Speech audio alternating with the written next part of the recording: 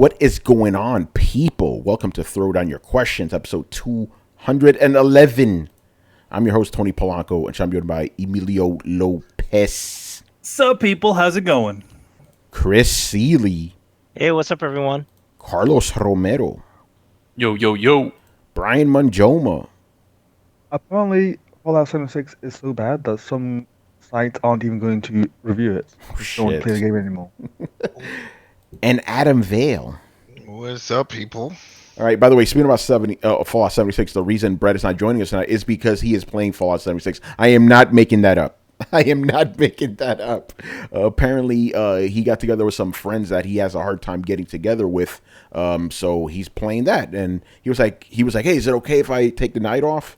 I'm like, "Yeah, dude, we got like 50 dudes on this podcast, man. We good." Yo, man, we can fill it. We can all do a Brett impression. Yeah, it's right? all good. Hey, people. Actually, no. What's his party people? That's his thing, right? Hey, party people. Hey, party people. Yeah, man. Before we start, I want to wish everybody a happy Thanksgiving for whoever celebrated it. You know, it was nice eating all that food and drinking all that drink. I still got some leftovers, man. Get some drink. Yeah. Hey, Tony, you drinking Corona Light? Hey, what you drinking, man? Hold on. I'm drinking some Allagast. Oh, Allagast. Well, I never even heard of that. I never even heard of that. I'm just drinking. I'm drinking the shit they drink on Fast and Furious, you know. But light though, I gotta watch my girly figure. You know what I'm saying? Though, like Corona has like a randomizer effect. Like sometimes you get a Corona, it tastes great, and then sometimes you get this skunky ass tasting Corona. I don't know how that happens. Oh, there's a reason for that. Very interesting reason for that, because you know Corona bottles are like see-through, they're completely see-through, right? Mm-hmm. If they're exposed to too much sun, they get that stinkiness. Why do you think a lot of beers like Budweiser and Heineken are dark? So that shit doesn't happen. Okay. Yeah, that's the whole point. So then I should blame whoever gave me that damn Corona that's been sitting in the sun for too damn long. Yeah, exactly. Yeah, they can have it sitting around. And Manny, if you have soda from a can, you'll never have that problem. Never. Because it's not exposed to the sun, you know? So yeah, that's what happens. But yeah, it's funny because I had my cousin over, you know, the voice of God, as some of you guys know him. And we had some like alcohol and beers and stuff. We barely touched it. We were too full. We were like, fuck that, fuck drinking, we want to eat, you know. I thought I was going to give birth that night. Actually, I did later on, if you know what I'm saying. Oh man, so yeah, I had a good time, man. What's going on, GZDR? If we can get Tony to eat pineapple pizza, can we get him to drink get the fuck out of here.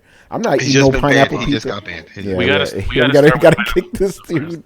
That's the first step. Yeah, wait, I gotta start pineapple what now? No, because no, you said if we can't get Tony to eat pineapple pizza, can we get him to drink pineapple cider? I'm like, nah, I think pineapple pizza would be the first step, if anything. Yeah, that would be the first step, you know, because at least but cider has alcohol in it, doesn't it? No, it's just fermented what? apple. See, I would drink an alcoholic pineapple drink because at least I can get fucked up, you know? I get so fucked up I actually like pineapples. Nah, it'd probably still be the same. Be like, what's this shit? Crazy, man. All right, and also I want to give a big shout out to the Coalition who are still celebrating their 10-year anniversary. And I was actually on their upcoming episode 275 of the Co-op, recorded at this afternoon. Crazy. Yeah, we had a lot of really good conversations, man. So please check that out when it goes live. It'll probably be live by the time you guys are checking this out. Not you guys in the live chat right now, though. But yeah, it was a good episode. It was me, Gary, Richard, and Dana. She returned to the Co-op. That's nice. Where's she been? Where's she hiding? Yeah, I don't know. She's doing movie interviews and shit. That's what she's up to. Oh, man, she's doing her thing. So yeah, shout out to everybody in the chat right now. I'm going there myself. I'm over here talking about the chat. I'm not even looking at it and shit. I mean, you're looking at that chat. Yeah. Wait for it to appear on the screen. Bam, bam. Yeah, I just saw that one, thing on OBS, man. Whatever. Anyway, let's get into it, man. Some questions. Also, if you're in the chat right now, feel free to ask us some video gaming questions. We got a okay amount, but I think this happens every year, by the way. People think we're taking Thanksgiving off, even though we've never done that, ever, for Throwdown Your Questions.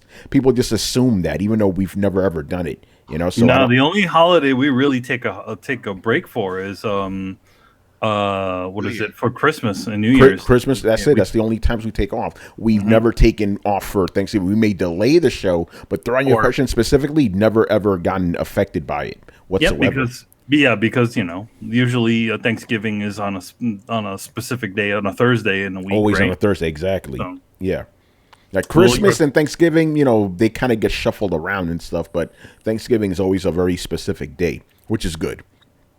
All right. So first up, we got G Megaforce 123. All right, this is not an official question because this is literally the third time we've been asked this question this year. I don't know what it is about this question. It's about corrupted saves and shit. But I do want to read his particular story. I think he just asked us the question so he could have me read his story. He goes, I was playing Dark Souls and the power suddenly went out. I didn't think much of it until I started the game again, and it said my save was corrupted, and thus I lost 10 characters worth 400 or 500 hours or more. Damn. Did you have a backup? I don't think he did. Nah, he didn't. He goes, it's not man. he should have uploaded it to the cloud, man. No, you got to keep track of those uploads because I noticed recently it said that my cloud was full and I never got a notification or anything. When you go into the PlayStation Plus section, it'll tell you, and it told me it was full and to empty it. I was like, but I never get a prompt. And then I looked at my notifications, a shitload of error marks for all the games like Red Dead and a few other ones just did not upload because it was full. Yep. Yeah, you got to set that up properly. They don't give you too much of a warning as to whether it's filled or not. So I had to go through and just start deleting stuff. Yeah, so let me read the rest of this. It's not a huge deal since I was only a few hours into my new character, but it sucks losing all the other characters. This is the only save horror story that stands out in recent memory, but I remember saving on my NES was a gamble since every once in a while the cartridge wouldn't save. But yeah, we went over this before, so no need to answer. I think I remember most of us not even having any of these horror stories. Not really. I mean, I've never had anything. I mean, here's the thing, like, as gaming gets old, yes, these things do kind of happen. Like, all of my 3DO data is gone because, 3DOs, it's not actually easy. Back in those days, there were no actual, there's no flash memory in those days. So what you had to do is you literally had to put a battery on the board in order for your games to continue to be able to save on there. There's some games like that with Game Boy too. Well, all Nintendo games, up to a certain point, had literally a battery on the actual board that you could not replace. You'd have to figure out how to open it, or you got that special screwdriver to open the damn thing up. But yeah, so on my 3DO, all my save data is gone because the battery went dead, and also the battery on the 3DO is incredibly difficult, well, impossible to replace because it's embedded inside of a chip. In a plastic chip, so you have to essentially bore a hole in the top of this chip to replace the battery that goes inside of it. So yeah, there's that, and there's also Jose, my brother, he had a version of Final Fantasy 2, aka Final Fantasy 4, for those of you now, which had a cartridge, had a defective battery inside of it. In fact, you can actually hear it when you shook the cartridge around, which meant that he couldn't play up to a certain point because if he turned the console off, boop, all of his save data was gone. Crazy. All right, man. Let's get to the first official question here. This is an interesting one too. When was the last time you took notes when playing a video game? I have to wonder if there are any games out there that people still actively have to jot down notes for in order to memorize and complete the game. I think for me, the last game where I had to actively take notes for while playing was Persona 3 FES, just so I could remember what Persona Fusion garnered me, which personas. It feels like games nowadays no longer require the need for people to write things down, since most people have built-in quest logs and such, or you can easily go online and find information to move forward. All right, so I know if Brett was here, he would have said yes because he used to do this for Zelda. But have you ever taken notes during gameplay? I have, because I have to review games. But before that, no, I never took notes. The most we did, Manny, was we would write down the moves and stuff for Mortal Kombat and Street Fighter, but never during the game. You do that afterwards, No, well, here's one that's like a recent example. Broken Age, there's a puzzle inside of the game that involves you keeping track of certain things in there, and I actually did wind up jotting down some notes to kind of figure out the puzzle. But and also I have taken photos with my phone to kind of remember a certain pattern. That's about it. Yeah, No, never. I mean, I do it recently because I review games, so I take down notes so I remember. But no, I don't really do it for myself because just like he said, you could look that up online, you know. And even back in the day, I never did that. I just, you know, just fighting games. Really, you took, you know, you jotted down the moves and stuff so you could memorize them. That was about it. Usually, when I'm playing the game for the first go around, and I'm sure you know, I don't look at many things about it. Yeah, me either. I just kind of go through the game, and you know, I just so happen to have managed to get everything. You know what I mean? Yeah, exactly. All right. Usually, I'll look on it for cleanup. Yes. All right, Chris. What about you, man? I mean, not since back in like the Genesis days, or maybe even PS1 barely. But then I had the magazines. I had PSM. I still had Nintendo Power. I still had the other stuff. So I would just get the stuff from magazines. If I wrote down notes, that was way back, like NES, Super Nintendo. I'd write down because the passcodes were so long for certain games. You'd have to write them down. So after the screens, I'd write them down. You know, because I wanted to save them. And then I'd go in like a magazine, and they tell you, "Oh, put in this passcode to get here, or get to the boss, the last boss." And so you didn't really need that. Nowadays, if I need to remember something very specific, I just hit the share button and save a screenshot. But that's about it. Yeah, that's true. The share button, share button. All right. Shout out to Riku. Carlos, man. What about you? No, not for me. I don't think like the only way I would think that I would need to jot something down from a game is if I was reviewing it. But I don't review games, so that's not an issue for me. So no, I don't really. I've never really had the necessity to sort of write stuff down, either to, I don't know, remember a code or something. Like if I were to, like if I was in Chris's situation, I would just take a picture with my phone or something. If there wasn't a share button to begin with, and so yeah, story wise, usually like if there's something in the story that I forget, that or something that isn't really something that I remembered, or I need to remember like in the future, I'll just go to the wiki or whatever for whatever game, or just Google something to see, oh, like what happened here, why, just so I wouldn't have to remember everything. I could just look it up and see like certain details of a game that I can just go back and read up on. Yeah, well, that's the thing. When you were growing up, that show was already like available to you, so it's a little bit of a different story, I guess. Yeah, for the most part, because it's kind of like a weird thing. Like either I wasn't old enough to write, or I had like a camera or something that I could take a picture with. That's crazy. So it's like, yeah. So I've never had that issue. Yeah, Brian, I'm guessing you have the same story, right? You never really needed to do that. No, like the closest time I came to it was those games that have those memory puzzles, where it's like they show you like a sequence of flashing things, and then you like remember that sequence. Maybe for that, but in general, day-to-day things, no, never needed to. All right, Adam, what about you, man? You took notes back in the day? Yeah, and I still take them now. I mean, we all do it in a different variation. Like I take screenshots of stuff. So if I'm watching a guide or something, there's terms like, for example, Red Dead, like some of the legendary animals and stuff, and it's pinpoint on a map. It's like, oh, you have to go to a specific location. On my phone, I'll just take a screenshot. So then that way, when I'm in that area, I look at the screenshot. I'm like, oh, I'm supposed to be near this tree over here, and that's where I could find that, that horse or whatever I'm looking for. So that's the same thing as taking notes, because that's an image of a note that usually you could attach. So yeah, I'm gonna count that as taking notes. Fuck that, it counts. Yeah, it counts. Yep, it counts.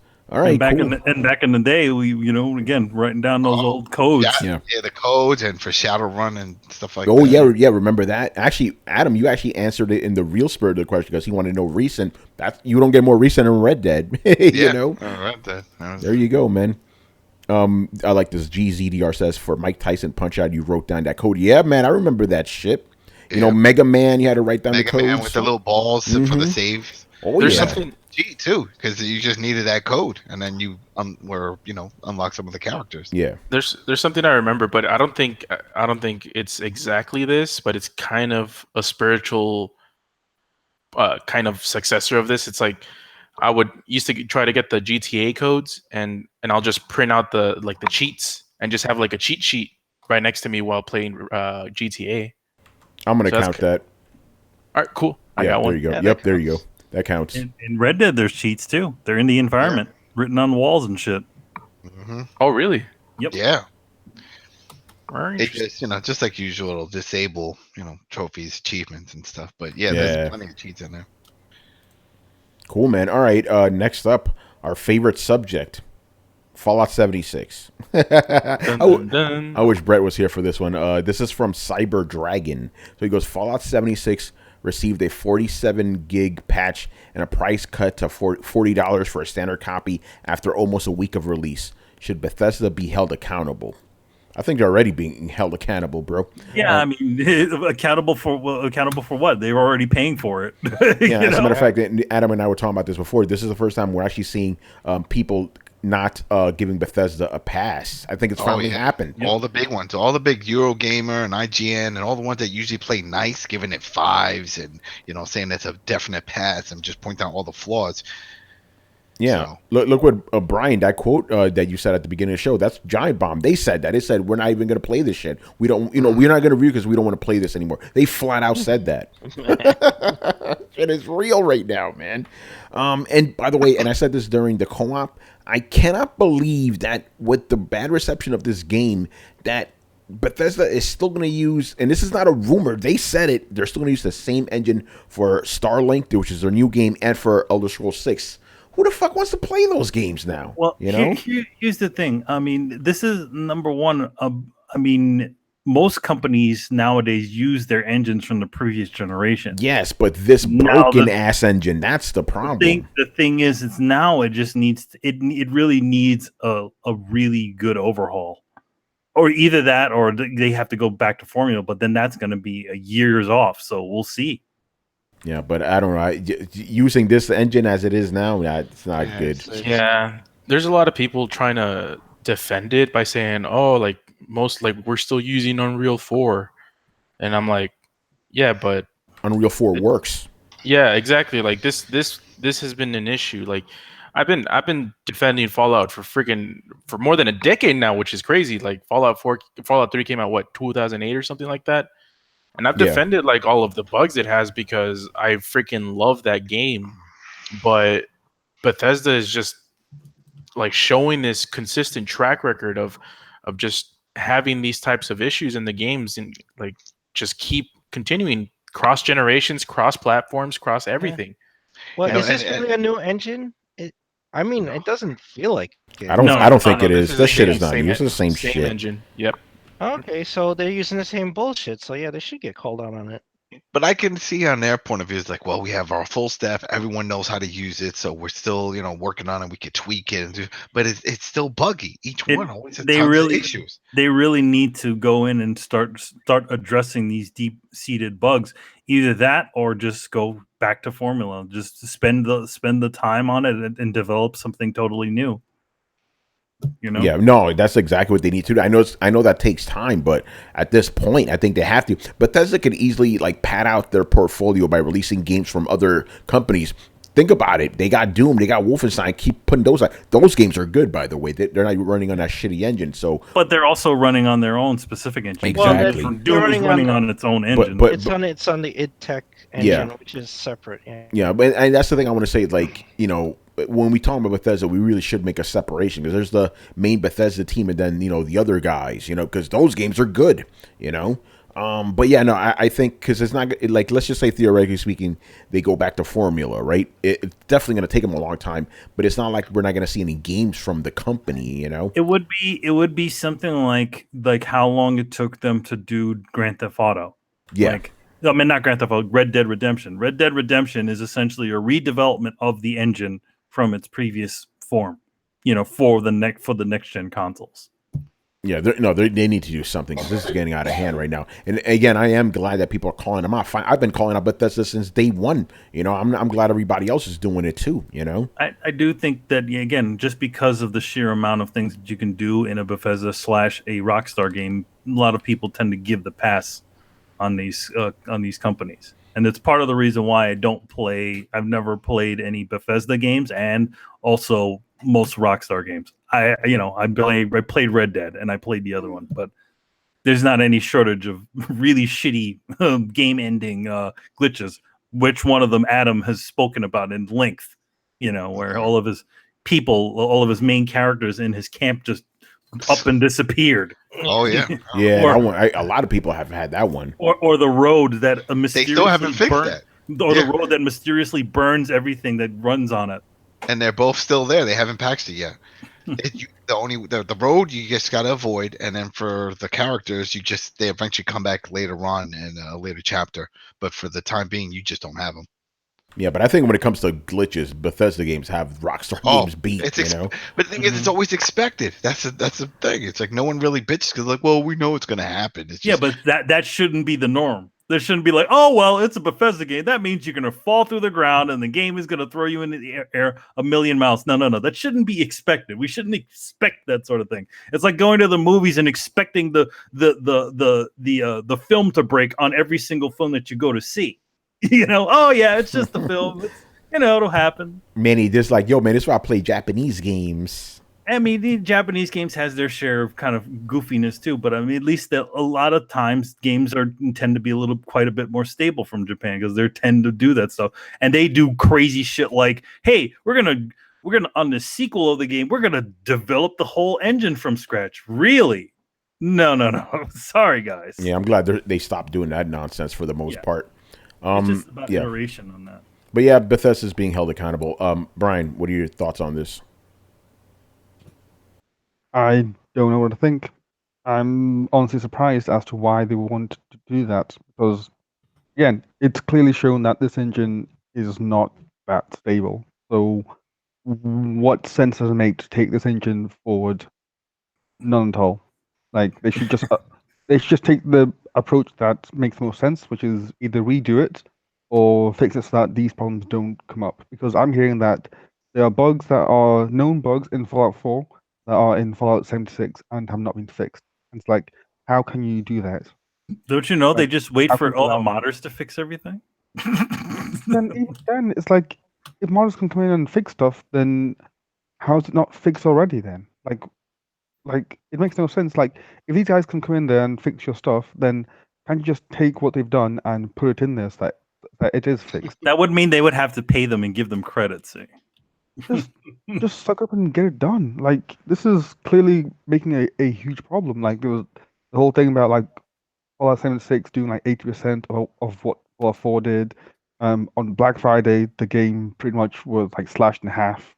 It's like, this is just really telling that this product is not doing well on any front. Maybe like the only person that likes it is Brett. And his boys. His other buddy, his other buddy. Brett is smitten right now. Yeah, by the way, I was just gonna say, I said this on the co-op too. I think this wouldn't have helped things that much, but this game should have been, as we said before, should have been called Fallout Online and cost $40 maximum. Come on, son. And I mean that maximum strongly. I think this game should have been $20 and released as an early access game. Go ahead. This game was tailor-made for Brett, though. That's why he loves it. It's a Fallout game that doesn't have a story. It only has the online feature. It's like a survival game with the building mechanics. And like I mentioned, it's online. It should have been called Fallout Brett's Game. Brett's Game. Because this game, like I don't blame Brett for like loving this game because we all know, like we all knew going in, this game is tailor made for him. Mm-hmm. Yeah. By the way, shout out to Wiz for the bits. Appreciate that. Yo, man, there's some bits. The bits.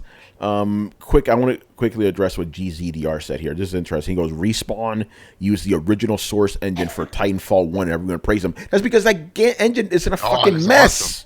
Awesome. Yeah, that was awesome. Yeah, the engine works, dude. Well, I mean, the thing is that incremental, like it is not unheard of for a game studio to reuse the engine and improve it for the sequel. It's done all the damn time. Yeah, I want to restate. We're not dogging Bethesda for using the same old engine. We're dogging them for using the same broken engine. That's what we're dogging them for. In other words, it's like, again, you brought up that example where it's like they have the same glitches from the previous Fallout game, which shouldn't be there. I mean, at least address all the things that were from the previous thing, and then obviously you have a whole new batch of stuff to kind of deal with the online version of this thing. Yeah, just try, but it's to me, it's sad that in other words, that you have these sorts of glitches and problems from the previous game, which usually when you make a sequel, all the things that are, a sequel or new game in that series, you usually try to address all the things from the previous one, right? Yeah, Bethesda doesn't do that. I mean, and I think that also that's again part of the problem with this game is that the fact that it didn't have some sort of big obnoxious sign saying exactly what it was to people, so that they know at least, with something like the moniker of online, you understand that improvements come. You know what I mean? Yeah, no, totally. Again, we keep telling people that people need to be led. You need to have not everybody is not well learned. Not everybody reads every single website. Not every you got to realize that not everybody listens to podcasts. Not everybody listens to podcasts. Everybody out there, we want to say the normal consumer is not doing all of this stuff. They know one thing. They know that this is a Fallout game. And being that it's a Fallout game and that there's no other thing that's on it that says what else it is, they think, oh, this is another chapter of Fallout, just like Fallout New Vegas or any of the other games, Yeah, that's exactly what's going on, and you can't expect people to do that research. They just won't do it, That's something Brett says. He's like, oh, why do these people look this shit up? Because they're not going to do that. People don't do that, a lot of people, it's much easier for people to just look at, to just have it right there sitting on there, like a big signpost. It's part of when you have an article online and you see most people just read the friggin' headline and never actually read the inside of it. It's the same exact situation. If the name of what this thing does isn't like in the headline or the title of this game, people will not see what that is. And just be, oh, hey, it must be the same thing that it always is. No, not it. It's crazy, man. I want to see if this thing's even going to show up on NPDs. That's going to be interesting. We'll see about that. Couple of things here. If you guys are in the chat right now, if you want to ask us some questions, feel free to, man. And shout out to Killer Instinct for following us. I don't know why you haven't been following us before, Reggie. Giving out the government info. That's it, man. Easy. Take it easy. Hey, we've had him on the show before, man. All right, next up. Ooh, I like the way I set these questions up here. All right, a Black Metal Gamer. So, have you ever used a glitch or an exploit to beat a boss or a level? Fuck yeah. I do. If you basically, if you can, out with the game, out with the fucking game, Can I mention the one? If it's in the game, it's in the game. Yes. Can I mention the first one that comes up to your mind, Tony, that you did? Go ahead. Cuphead. Oh man, yeah. That the second to last boss. I forgot exactly what I did, but I basically glitched it out, and I just the boss stopped doing anything, so I just killed him. I think that was on a stream too. I'm like, what the fuck? I managed to glitch him out, but I'm more thinking about like, hey, you can hide behind this specific rock. They can't get to you, so you just pop, shoot them until they die, shit like that. I think everyone's done that. I think that's like a gamer go-to. Like some people call that strategizing. Like that. No, because I've heard some people go, oh, that's bitch shit, man. You shouldn't do that. Please. Like, man, I'm not going to play fair against AI. Fuck you. Please. If you're in a street fight, you aim for the balls and the eyes. That's what I'm saying. I don't want to hear what I was like, no, you can't do that. Are you kidding me? Damn right I can do that. It's like when you in Super Mario Bros. Like there's I don't know if it's the first Bowser level, but like you can just jump over him and hit that little thing that kills him. You can hit the axe. Yeah, you can hit the axe. Yeah. Yeah, and people would say, "Oh, that's cheap, man." I was like, "What? Part of the game?" Yeah, it's part of the game, and you're actually supposed to do that. One thing is, I can't exactly remember any exploits that I've used in any at all. But I know I've used them. I know the closest one is, what's his face? That werewolf boss in Bloodborne, the second one, the guy in the graveyard. He had an exploit on him. What the hell's his name? I can't remember. But he had an exploit that you could use. Yeah, Father Gascoigne had an exploit on him. that you could. Oh, You could yeah. Oh that was yeah, good. yeah. I used the fuck out of that. With Hell the yeah. music box. Yeah. Music box thing. It was No. it was a tombstone. Like It if was you a- yeah, like you can use a Oh. specific tombstone like that he can't hit you through, but you could hit him through. Hit him through it. Oh, okay. Yeah. Yeah, Father Gascon, exactly. Manny, I got another one for you, man. This isn't like a boss or level cheat, but you still used it. You used that one cheat for Uncharted 4 to get that trophy. Oh yeah, the one where essentially you what was it? You remove the game or so you I did remove it. the patch. You remove the patch, and then you skip to the end of the game, and it'll give you the speed run bonus and all that other shit. Yeah, I used that one. Yep. As long as you've beaten the game once, then you can just skip over to that one. Yeah, and it's going back to Bloodborne. I did that for the endings. I just went back to a previous save. Yeah, you That's put right. your Yeah, save I on the used cloud or yeah. I did that too to I get used that. the platinum and didn't have to beat it 3 times. I was like, I still need to fight what's her face though.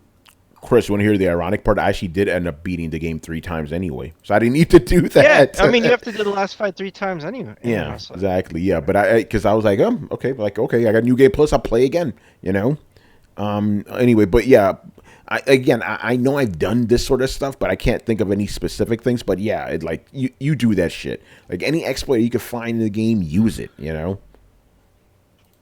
got to win, man.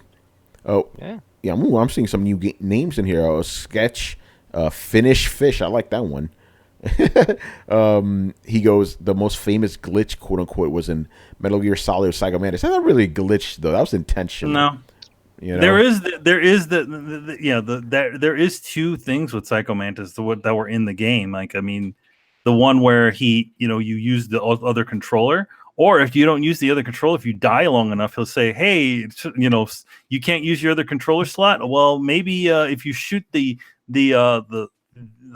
busts on the sides of the room, he doesn't like his face, so he'll be distracted by them. Yeah, I got an old school one. Mega Man 1, that fucking yellow devil, right? Basically, if you shoot the electricity at his eye and then you like rapidly keep pressing pause, like it'll actually kill him. Like it weirdly registers like that the electricity just stays on his eye, and you can actually do that in the Mega Man Legacy Collection too. It's a nice something cheat. they never fixed. Yeah, they never fixed that. And it's funny because the pause button, that specific pause button, only Mega Man 1 has it for that collection because they know people need that exploit. It's hilarious. There was a bunch of stuff like that in the NES days where you like pause the game and like do other shit just to weird it out and stuff. Mm-hmm. But yeah, man, don't feel any shame doing that, people. I feel like the when it gets bad is when you start using external sources for it. Like Neo G, was it Game Genie and shit? Yeah, I never dug those things. I like the ones that were in the game, but the Game Genie stuff, no. But then again, I did use it. Hey, I used it too, man. Battletoads, I couldn't beat that game without Game Genie. Chris was the master of the code breaker. Yeah, man. I used to hack my own codes. Yeah. Well, the most recent of all those types is with Red Dead with the gold bricks. I heard about that one. Yeah, where you go to pick up a brick when you find a gold brick, but then you save before you do it, and then you quit out and don't pick up the brick, and then reload that file. When you go there, you can pick up the brick and then just keep picking them up. It keeps letting you pick up bricks. Oh, Adam, remember those GTA 5 glitches, bro? Like, yeah, GTA 5 had a bunch of those. Yeah, like you would like sell a truck, make your money, and then reload the game and then sell it again. Yep. There was that glitch. Then God of War. The new God of War had the glitch to level up. I did that one. I leveled up within like the first hour before I even got through. I had all the stats already. Damn. Really? There's a way to level up? I didn't know. I didn't even know about that one either. That's crazy. Yeah, man. to get all the gear, you just had to. It was a glitch with. All right, remember there was challenges. Yeah. Right? And one of them was like to trip a guy up, and I think it was a trip 30, and you get like some ridiculous amount of points. Now the challenge is once it's complete, it's supposed to disappear. Well, it didn't disappear. So you could just keep doing that over and over again, and then it would just keep giving you the points over and over again, max out points. Interesting. So you would just reload wherever you were with one guy. So there was one enemy that I would always approach me, and then I would trip him and parry him, and then it would pop and give me all the points, and then I would reload. And when I reload, that file was still there as uncompleted.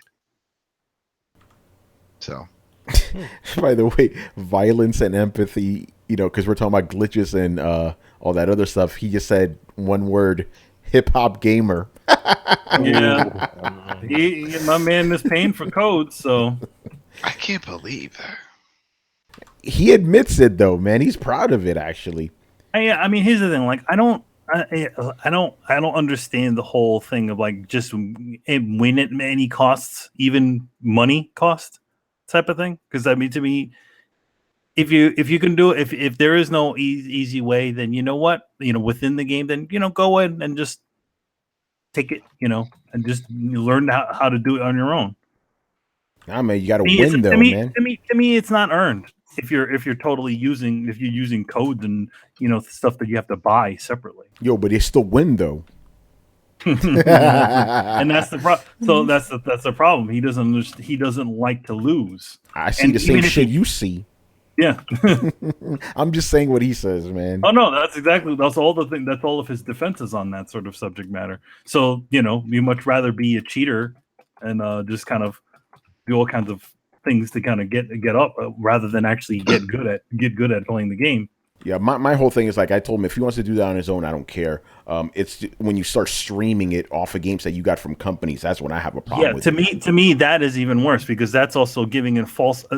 That's not only advertising the way that you decided to cheat with this game, which let's add that this is not exactly what the companies want you to be doing. I don't know if it's illegal or not, but yeah, they don't want you. You don't want you to be doing that, and you're giving people a false idea of the way the actual game is. To be honest, yeah, no, I've told him it's like, dude, if you want to cheat on your own, you go right ahead, but don't stream that shit, please. Especially not a game you got for free, Yeah. All right, man. Moving on here. Next up from Mr. Oh, go ahead, Brian. Yeah, go ahead. With me, pretty much the whole of Bloodborne. Because I was lucky enough to get the 1.0, so I was like, cool, I'll just unpatch it and do the memory glitch, and basically all the bosses just turn like really dumb, and it's like, cool, breezy walkthrough, and yes, I pretty much do like most of the game. Yeah, that's a good glitch. It was amazingly fun. The best part was when you were in the catacombs place. There was that one boss with the what's it? It had something like maggot for like a face, or like maggot for like a head, and it grew during like the fight. Like the bloodletting beast or one. That's the one. Yeah, like his head explodes against me. My one just messed up like really badly, and all I kept on doing was like the stomp thing, and then jump back and like regrow to his face. So it's like, okay, cool. Like when you jump back, I'll just slap you like in your face, and then you stomp, and then you do it again. And you're just stuck in a loop over and over again. So yeah, it was like the game. What it would do is that even if you had it in like what was resume mode, it would somehow fill up all the memory and then essentially make all the AI for the game dumb. In fact, I think I've experienced that glitch and I didn't even know what it was. So it was like I think it was like Tony or somebody was saying, "Man, this freaking boss was insanely hard." And I'm like, "Well, it wasn't that hard." Yeah, that's probably what happened with you. Oh yeah, that was easy, and I did like it. Like, yes, I felt bad, but then at the same time, it's in the game, and I had the day one version, so hey, what can you do about it? Yeah, man, EA Sports, right? It's in the game. In the game. All right, where are we right now? Okay, are you guys hyped or excited for next gen or not? What are some things you want to see, and what are some things you don't want to see next gen? All right, first part of the question: are you excited for next gen? Yes or not? Not really. Not really. Yes. I'm gonna say yes too. Brian, you're the tiebreaker. Oh, what no, he's not. He's not. Oh yeah, he is a tiebreaker. But wait a minute, wait, Tony. But how could you be hyped for it? I mean, because I want to see new shit. You haven't fully experienced it now. You don't have a 4K TV with HDR. Nah, that shit don't matter, man. That shit don't matter. That does. That's what they're focusing on. Nah, man, the 60 frames. That's what I want to see. Yeah, that's the butter feature, man. Yeah, that's the real butter feature. They keep saying 60 frames per second each generation, and that seems to never happen, does it? They could barely do 1080p, and you believe in all the other shit. Actually, they did. You notice they're not saying that this time. They're not saying 60 frames now. I think they know. I don't expect that shit to be 60 frames either. know. To be honest, it's like, what's going to happen in the next generation? The same shit that happened this year. You're going to have some games that are 60, and then you're going to have most games that are 30. Yeah. I do want to put an asterisk on this, though. I'm excited because I feel that I'm going to be able to play all my PS4 games on this new system, you know. If not for that, then I could probably wait a little bit, you know. But, you know, it's new technology, sure. So anyway, Brian, your tiebreaker. Let's go. I already know your answer, though. You don't even care about this gen. I'm going to say no, because I don't know. Again, nothing's been confirmed yet, so there's nothing for me to get excited at. But the prospect is interesting. I'm gonna take that as a yes. Brian's just still on the fence on that one. Yes. Okay, so we're split down the middle. Let's just say that. I wonder what Brett would lie on this. No, we're not split down the middle, because if Brian is split down the middle, then the other side has a 3.5 to our 2.5. It's just me and you, Tony, and half of Brian that's into this. Yeah, I'm trying to do math. I don't know. But Yeah, but I think we, you know, despite how we feel about it, I think we all agree this shit is coming to 2020. You know. Yeah. It's coming, but the game's got to come, man. Game's I don't gotta care come if too. Xbox, like Phil Spencer could get up there. I don't care what cities he could throw an Xbox event in Paris, in Cairo, for all I care. He could rent out a pyramid and throw an Xbox event. If you don't have the fucking games coming, dude, that this shit is gonna be It's not more even- lackluster than this gen. Yeah, and then at the end, it's like, okay, what is there? There's nothing we're seeing right now. Obviously everybody says wait till E3, but there's nothing that we're seeing now that's just like, okay, it's gonna maybe be a shinier version of this generation. To be honest, I think we'd all agree that Microsoft is excited about next gen. They want to get the fuck out of this gen. yeah. Well, they want to throw that X off the plane. You know. See, Well, actually, I'm with. I think Go ahead. I'll go. I'm with Manny. Like yeah, it's like what can we expect? It's just gonna be a shiny version of what we have now, a shinier version of what we have now, and that's just my point. Like, if we're not gonna get anything, might as well just get a shinier version of it. Yeah. By the way, this is also going to sound weird. Part of the reason I guess looking forward to it so people could shut up about it already. Like, we've been talking about next gen for 3 years now. It's like, okay, we talked about 3 years ago when the generation barely started. It's hilarious to me. Again, I'm not really thinking about anything next gen right now. I mean, there's not. Again, there's no 1313 right now. There's no watchdogs to wow us as to what the next generation is right now. So There's no Last Guardian. There's no Last Guardian having us waiting for. Well, no, that was a PS3 game. Oh no! What about Anthems? No. Wait. No, there is the equivalent of the Last Guardian, and that one is called Deep Down. Hey, Jason Schreier, why don't you do your job and check that one out? No, we're toxic. Remember? Yeah, that's right. Yeah, we have a question about that later. We're all toxic, but no, check that one out. Go to Japan and find out what's going on with that. Yeah, he don't care about that. Let's just be honest. For me, I mean, you can release a console every year, and I wouldn't care. You still buy them all. Yeah. So a new generation is just nothing to me. Like, it's So I don't really care. Like, you can release the next generation next year, and I'll be happy. Yeah. All right. Here's the thing. Like, let me just add a small thing to that. How many of us will buy the next gen console? Day and date. I will. Yeah, I will. As always been with me. I've always waited, until there's enough reasons for me to pick up the console. But Usually Metal Gear.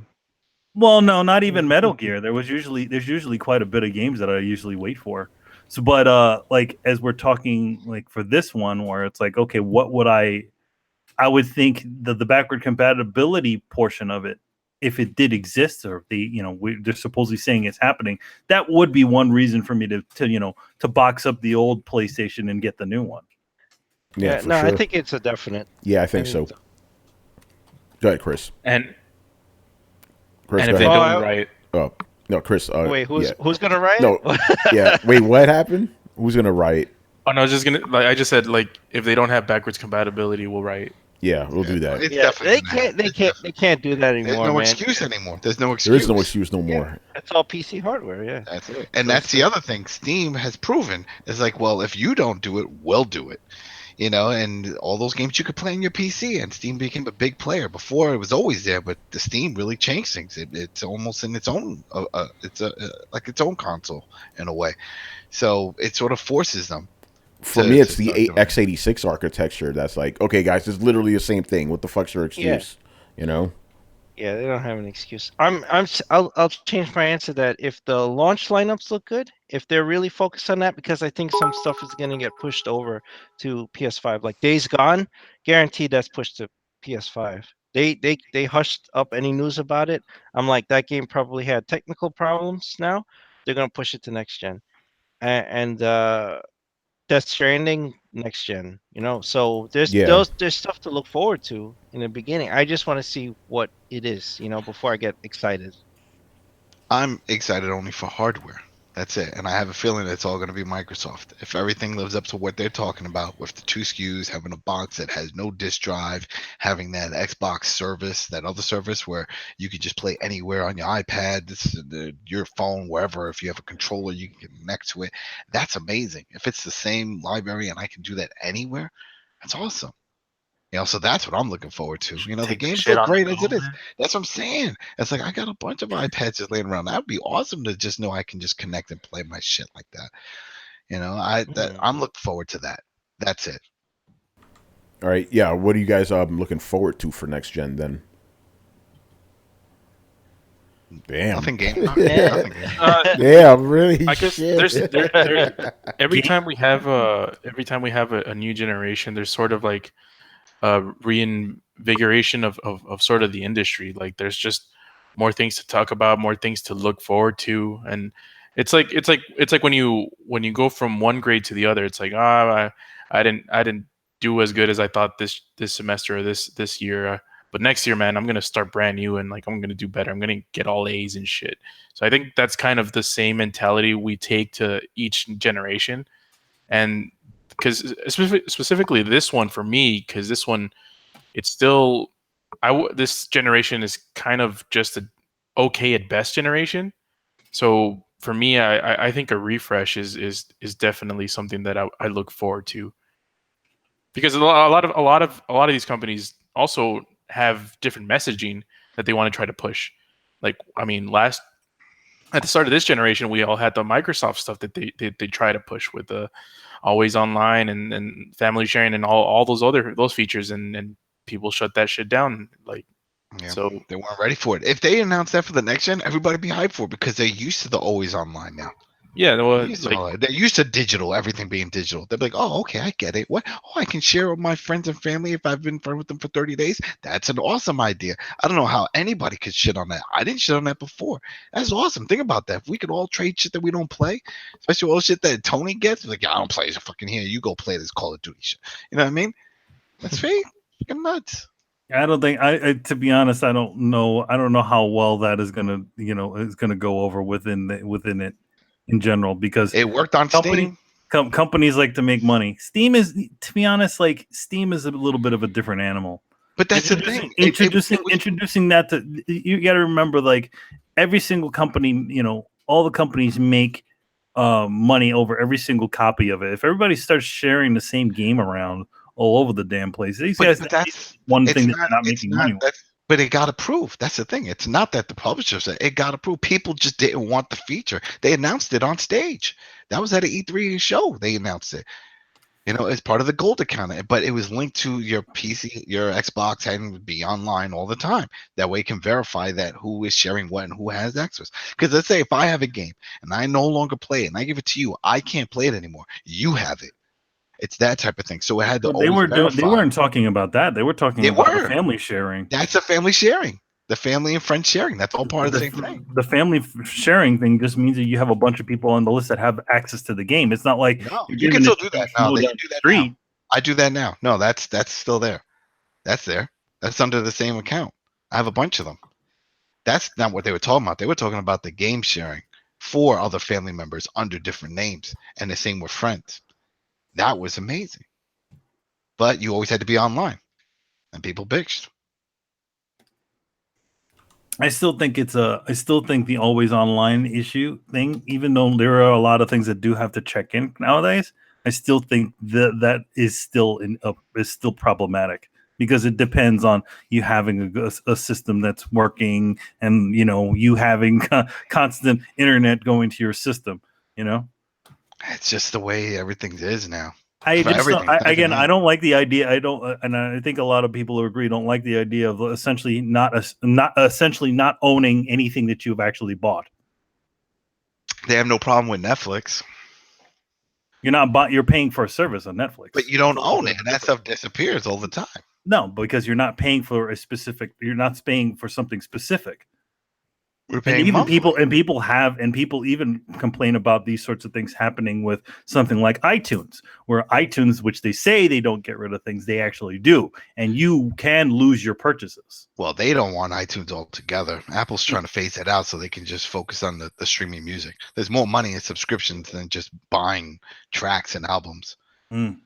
I wouldn't be surprised if that's gone within the next year or so. Because if you go now to music, it forces you, like, sort of keeps pushing you toward their music service. It's like, no, why do you want to The thing buy is it? that's them. That's essentially them kind of opting out of the, opting out of actually selling you these things, because again, if they lose the rights to have them, like let's say if they lose the rights to have the Beatles on iTunes, that means you lose your purchases, and which has happened to some people. But the thing is, people aren't even buying music now. They're just going through music services. The number one in the world is not Apple, it's Spotify. Mm-hmm. And that's where they want to get into that market. And that opts them out of, like, hey, it disappeared. You're paying for service. Yeah. And shit disappears on those things too. That's the other thing. There's some things I've seen on Spotify that's not there, and some things that were there and then removed. But yeah, Spotify definitely like move stuff, because I've had a couple of songs that I like to listen to, and then just one day they're all just gone. I'm like, what the hell is this? I looked it up. I'd search for them. Nothing. Yeah, and I looked it up online. I was like, if you type in, why did some things remove from Spotify? It's always the publishers. Sometimes, depending on how popular the artist is and the back catalog, they'll say, all right, let's, now that there's competitors with Apple and Amazon and all the other ones, I was like, how much are you willing to pay to have this album, on your service? Yep. Yeah. So then if they don't want to pay into it, they're like, all right. Like, there's a bunch of albums and back catalog albums that I can find on Spotify that are not on iTunes or in the iTunes music store. And I bet it's because Spotify just paid a little extra for it. Yeah, anyway. Like Rammstein. First album, Rammstein. Rammstein. Hey, I mean, I still have that on CD, so Yeah, I'm good. that's a classic track. That's a classic album. Yeah. Anyway, anything else about next gen? Looking forward to anything? Go ahead, I Brian. have two things I'm very excited for. First things first, GTA 6. It's going to happen because Rockstar need more money. They need all the money. They need more money. So that's definitely going to be a thing. Okay. Also, the death of Battle Royale games. Oh, yes. Please. Oh, I think all right. You just dropped the mic, Brian. Yeah, that's it. Yeah. Show's over, people. We'll see you next time, man. Later. Battle Royale games are just a fad. Like, we've seen fads happen. Like before that, there was a hero shooter. So now it's Battle Royale's turn, which means that by the start of next generation, it will be gone. Replaced with what? I don't know. Shooters are still around. Not Shooters they're still around, but they're not as big as they used to be. But here's the thing, Brian. Battle Royale games are not going to go away. They're just not going to be as big as they were. They're still going to be making those games, just like they're still military shooters. It's going to be relegated to a mode. It's not going to be a game that's just a battle royale. That's also true, but it's not going to go away out of the blue. Just like because remember last gen, the biggest genre out there was military first-person shooters. They're still big, but not as prevalent as they used to be. I think that's what's going to happen with battle royale games. They're going to get lower in popularity, but they're still going to be around. Yeah. Okay, they're definitely going to be there, but it's going to be a lot less. Look at last gen compared to now. Can you name a military shooter that's not Battlefield and Call of Duty? Yeah, that's it. Yeah, and remember last gen, they were all over the place. No, there still are. There's still a bunch. But the thing is that when it comes to top tier, when it comes to high quality, there's a bunch of FPSs that come out every year. Yeah, no, you're right. And that's what's going to happen with battle royale games. They're going to go into the underground. But they're still going to be It's going around. to be a while. It's still fresh, and I could still see a lot of other markets trying to jump in. But I think those survival games, those Fallout 76 and all that's going to be dead. That needs to go away. Yeah, that needs to go. Oh, they people are don't want being it. phased That needs out. to go. Well, They are Bethesda's going helping away with like very slowly. Yeah, but I don't think they're ever going to blow up to begin with. You know, like And shit like that. it's a bit of. I feel like those sorts of games are a little bit of a little bit of the grindier ones are a little bit hard to sell to console. Yes, exactly. Yeah, exactly. It was like RTS games for consoles. They just never worked out, right? I don't think those, because I know Brett fears they're going to go away. No, they're not. They're just not going to be like highly prevalent games. No, they're probably going to be, they're going to be like Pokemon is to RPGs. It's going to be little Jimmy's introduction to survival games. Yeah, except those games are never going to enjoy the popularity of Pokemon. Let's just be honest. No, but I mean, I think they're just going to be lighter, jumps into the survival genre, not just like where you have to drink water, eat food, and do all this sort of stuff. Clip your nails, take a shit, your nails, scratch your nuts, all that. I mean, come on, people are already complaining about how much upkeep you have to do on the character in Red Dead. Now, if they can't deal with that thing, then don't give them a friggin' survival game. Yeah, forget about it. Hey, I gotta shave my beard and I gotta make him eat. Shit. Oh, by the way, interesting thing about that, if your character becomes underweight, you actually do get bonuses. You become faster. So even being underweight can help you too, All right, let's move on, man. I don't want to talk about next gen anymore. All Day Digital, who was in the chat before, but I don't see him in there right now. So, actually, it's ironic if this is still about next gen. With the rumors of PlayStation 5, what's your guess on the future sizes of hard disk drives? I don't think 500 gigs to 1 terabyte is going to cut it. I completely agree with that. That's too small. Oh yeah. It's going to be Microsoft if they do that one model that they're talking about without a disk drive. I'm sure that one's going to be huge. But a lot of the other ones, I don't see a big deal for it, only because they're like, hey, get your own external. They all support externals. Yeah, 500 gigs is nothing, but I think 2 terabyte minimum now, 2 terabyte minimum would be fine. I could see an 8 gig installed on if PlayStation or if Xbox do the one without a disk tray. If it's all digital, then obviously, they're going to be like, hey, here's all the space you need right here. So how much do you think the hard drive would be? I think hard drives are cheap. They're not going to go SSD. Yeah, I think they're gonna go. They're gonna, not solid state. Yeah. They're not gonna be. No, but how big do you think that it's gonna be 2? I think it's 2 because that's cheap. 2 to 4 gig. Yeah, 4 would be fucking fantastic, but I don't think they're gonna go for it just because they're cheap. I think they'll start at 2. They'll start at 2. Yeah, they'll start at 2. But that doesn't matter to me because those are cheap. 4 gig, you can get a 4 terabyte right now for under $100. You know what I mean? So just grab one of those and attach that, and you're good to go. If they have that feature from the jump. They always. No, they don't. PlayStation didn't. They just got that shit this year. They were only once. They suck. But besides that, all the other ones. they suck. They didn't wise up. Come on now. That was bullshit. What do you mean? Whoa. What do you mean all the other ones? Nintendo had it too? Talking about the butter system, the Xbox. Shit. So the only one that had it as Xbox. Yeah, and the PC, we still got to count a PC. If they count PC, we count PC. No, I don't count they PC. Count PC. Yeah. All the commercials say it. They're like, oh, here, Xbox, PlayStation 4, Steam. They don't even say PC, Steam. Yeah, so the only console that had it is Xbox, bro. Come on now. It's not all of them. Exactly. I remember. Go ahead, Chris. Sony the last 2 gens gave you the ability to swap out your hard drive. Yes. Like it was easy. So Yeah, you the ended up with Xbox it one was yourself. easy too. It was No, easy. yeah, Xbox was easy. You had to go to the store and buy their fucking shit. Yeah, you had to buy their hard drive. No, you didn't. No, you didn't. You just had the case, and then you put your own hard drive in. That's it. I did it myself too. But It was the new wasn't one. as The new easy. one you couldn't do it. The new one you couldn't do it. Well, Xbox One, yeah, you could. Yeah, the Xbox One, they just for some dumb reason, and the VCR model. I don't know how easy it is on the S. I should try it. Should see if I can do it. Pull it out and see what happens. Oh fuck! It doesn't work anymore. Ow.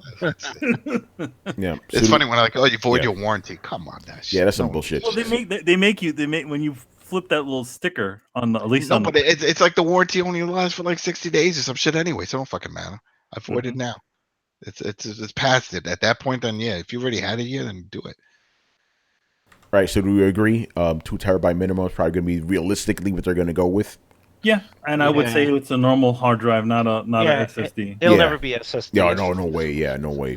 I would like, if they did include a hard drive with an SSD section, kind of like a partial SSD, like, in other words, it has that, like, a lot of the hard drives now that you could buy for where it has like a certain amount of SSD. Hybrids. Yeah, the hybrid Yeah, ones. that's the shit I got, man. I have a bunch of hybrids. Yeah, those are awesome.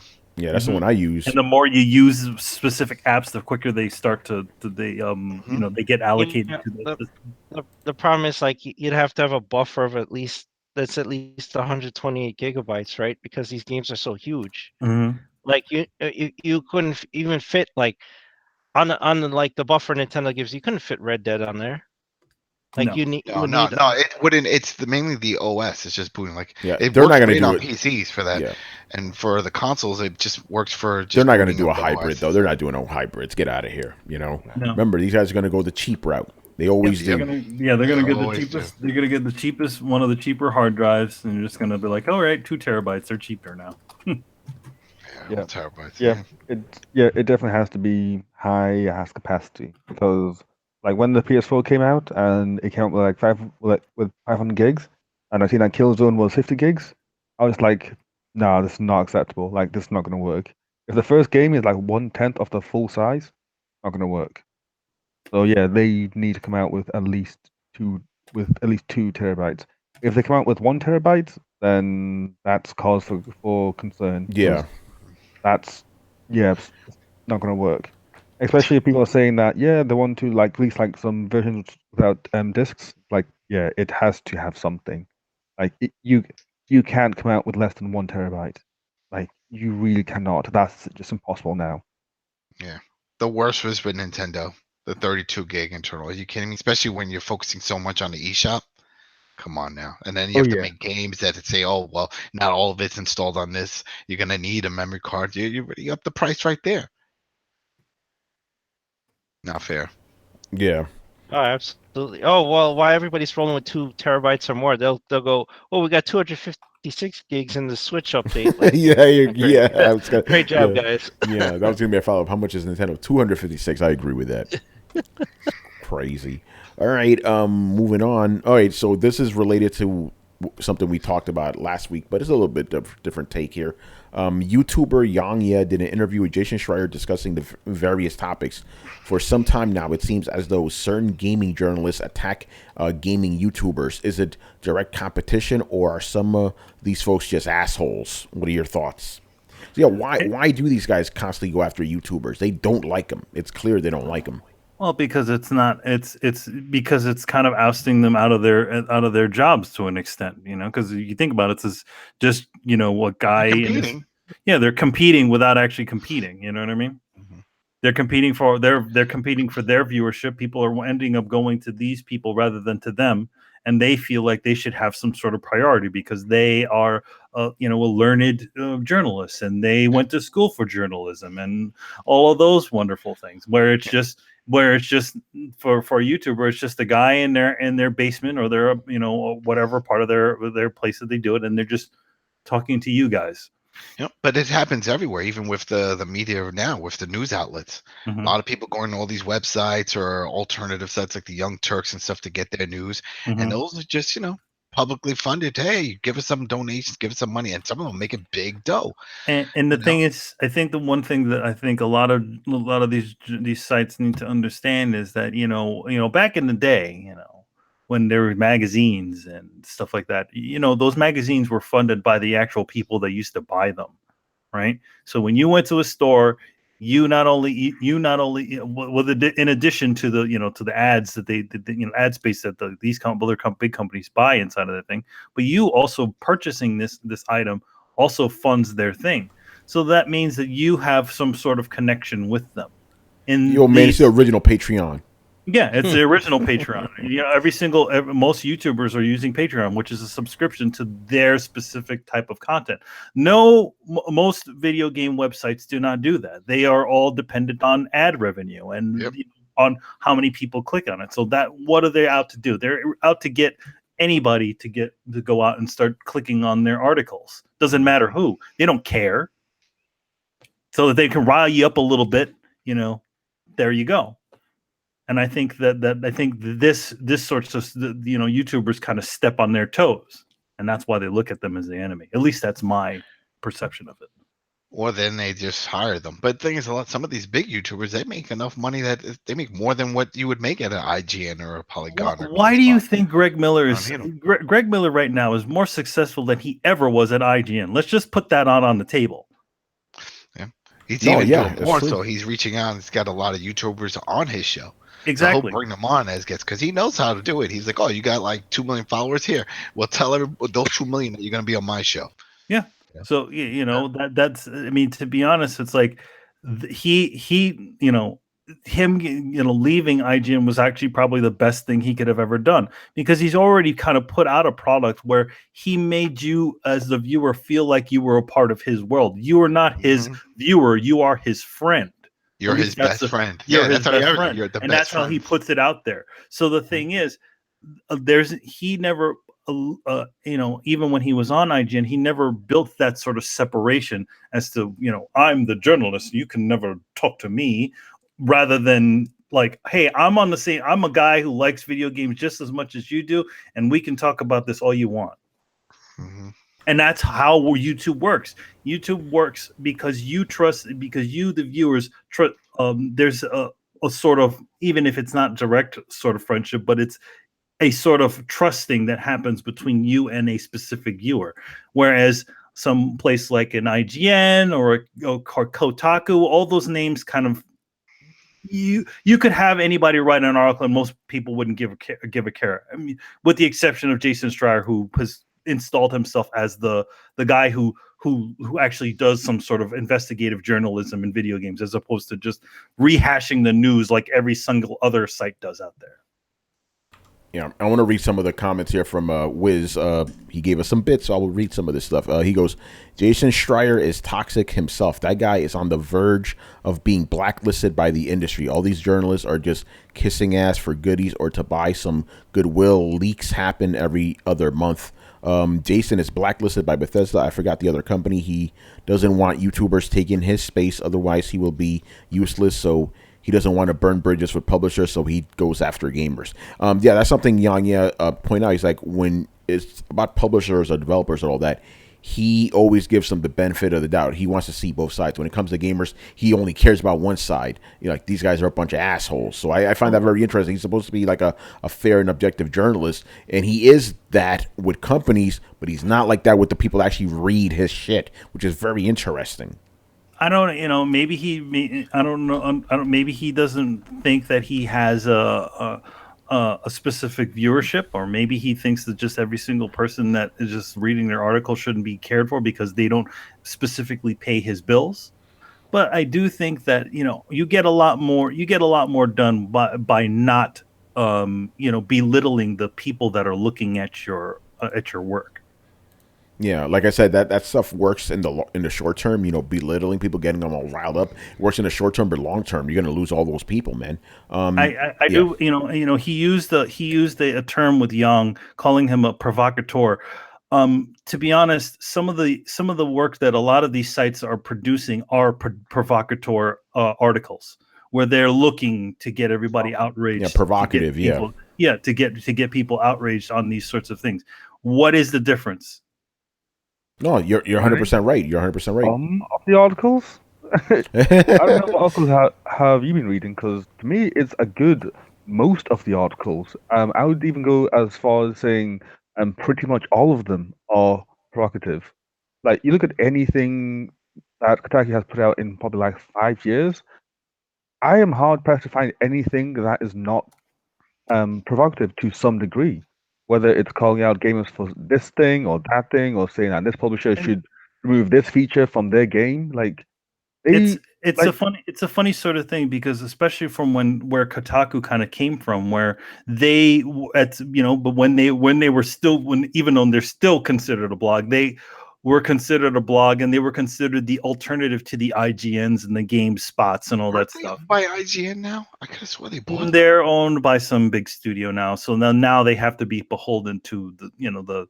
They're also unions. They're one of the few sites that actually have a union. They're beholden to the highest common denominator, which is not the people that actually read the thing. So it's, I put this out there. When years ago, I had the Gears of War money that I gave to Adam for Christmas, right? Kotaku posted my work on there, and I got attacked by I got a cease and desist from Epic Games for creating. But that was after that. But no, this was before. This was before. This was in the time when they were still in the belt of actually caring about the actual people that that actually looked at their articles, and they helped me. Them publishing their article, them talking about this stuff helped. In this situation, it made the situation of making fan art. Made Epic Games take a hard look at people making fan art and making a policy so where people like me and everybody else there who enjoy these sorts of games, making these things in their homes, don't get a freaking cease and desist letter in their mail for painting a Gears of War mural on their ceiling. But nowadays, it doesn't seem like they're interested in doing any of that sort of thing. They're more into seems like they're showing how toxic one sect of the community can be, which is not obviously that gets them sorts of clicks, but that doesn't give a accurate representation of the people that play these things. Yeah, they don't care. They just don't care. But going back to the heart of the question, the real reason is that a lot of these journalists feel that YouTubers are making them irrelevant because they kind of are irrelevant. Like, why are you going to go read all this stuff when you can just watch a video where the guy who's like trying to entertain you, who is one of you, basically? So, I understand it from that point. Like, here's the thing, because I'm a gaming journalist myself, I don't have a problem with YouTubers. The only thing I have a problem with is, like, they could get away with a lot more shit and they're not held accountable. That's the problem I have. But that is the future. YouTube, streaming, all that shit, Twitch, all that's the future. Gaming journalism, as you know it right now, this shit is dying. And all these, like, things that you see, all these attacks, it's like the death throes of, like, a dying animal, basically. And I'm not, that's just what I see. I have to call it as it is, that's why, I'm glad I'm doing shit like Throwdown, because this may be the way I make money in the future or something like that. Gaming journalism, that shit is fucking dying. Let's just be honest now. I think that why do you think all those influencers are going to fucking E3 now? Manny, when we first started going to E3, you didn't see none of those guys were not around. You had to have a site, you had to have a specific amount of viewers coming to your site, back in the STFU and Play years, we kind of barely got in there. We just, squeezed over the amount of viewers on there. But even in the time that, that it was difficult for STFU and Play to get in, I was seeing friggin' second year I was there. I was seeing guys like Matt Pat, the game theorist there, and I was seeing all these YouTubers there. Yeah, it's interesting because those guys are getting the views, they're getting clicks now, and that's what these companies ultimately care about. So if they see, you're seeing it already. Like they're giving preferential treatment to the YouTubers because they're not going to shit on them. Why do you think they cut off guys like Jim Sterling? What does Jim Sterling do? He shits on games all fucking day. Companies don't want to deal with that stuff. They rather deal with the YouTuber that's going to kiss their ass. Let's just be honest now. And that's also a problem with YouTubers too. Just to be perfectly fair, I think they're easier to sway in that way. You know what I'm saying? They give them a bunch of free shit, they're going to start being nice. There are some guys that won't do that, obviously, but some will. So you got to be careful who you pick. I think also game journalists, to an extent, also have that too. Have that. I mean, what was the whole GameSpot Kane and Lynch thing? That literally just revealed something that was already there on the level. Oh yeah, no, but here's the difference though. If a game journalist does that, and we've seen many examples of that, people call them out and they lose credibility to some extent. If a YouTuber and if that happens with a YouTuber, people are like, hey, it's a YouTuber, that's what they do. So they're not gonna get as much heat. But YouTube is the future. That's why these guys are so scared. YouTube, Twitch, all that shit, that's the future. That's where the shit is going. One thing about a YouTuber is that they can make a totally unbased claim about something. That's one of the problems, yeah. And there's no research or anything done into it. But sometimes, again, the flip side of that, a games journalist can also do the same thing. They could read something on Reddit, like the PT thing, and post a bunch of stuff on there about it, and then not actually do any sort of research themselves about the thing. Yeah, but ultimately, that's what it is. These guys are like they feel threatened by the YouTubers and all that, because that's where things are going. Yeah, it's what is it? Grassroots journalism, as they call it. Yeah, pretty much. All right. Let's move on here. Where the hell I are just we? add some things Oh, go ahead, because man. that's what I do best. Yes. In regards to the whole like Yongye and Jason conversation thing, I just find it really weird that essentially what Jason was describing that he didn't like about Yongye was pretty much the business model of Kotaku. He was Yeah. saying like how he like they have a big audience. They choose to indulge in the negativity of gaming. They choose to do this. They choose to do that, and all this is negative. And I'm just like, that is exactly what Kotaku does. Like that is Kotaku to a T. Like That is just what that is a situation of calling a pot calling the kettle black. like if you haven't seen it, just watch the first half hour where he's just explaining why what problems he has with Zhong and go to Kotaku, and that's exactly what's happening. Like, it is ridiculous. And for the record, I still don't see Kotaku as anything but a glorified blog site because the amount of times I've like seen them just say, "Hey, look at this like weird YouTube video that someone has done," and that's an article. Like that's not an article. That's just you just reposting shit. Like that's Right. pretty much just Reddit. Like And that's the how's thing. We that any always, different from Reddit? It's like, hey, here's this thing on the internet. Leave us comments. Like that's Reddit. That's nothing else. yeah. You would Um, think the way everyone talks about Kotaku that it is a one man show because all you hear is Jason, Jason, Jason. There's a bunch of people that work there. he's the I thing. know. The one thing about him is that he's actually separated himself from the bunch of the kind of day to day Kotaku folks, where he actually installed him again. He installed himself as the guy that supposedly finds out things that nobody else could find, which is great. Now let's see more of that. Let's see more of these guys try to differentiate themselves instead of just being one voice. To be honest, that's the problem with many video game sites is that they don't have that thing that differentiates the voices between them. IGN style is the IGN style. A GameSpot style is the GameSpot style. There's nothing that really kind of differentiates them except for maybe the name if you're paying attention to who's writing them. Yeah. All right, man. Let's move on here. I think this is Spacey's pleasure yacht with a different name. So now the name is Weinstein's windowless van. Oh man.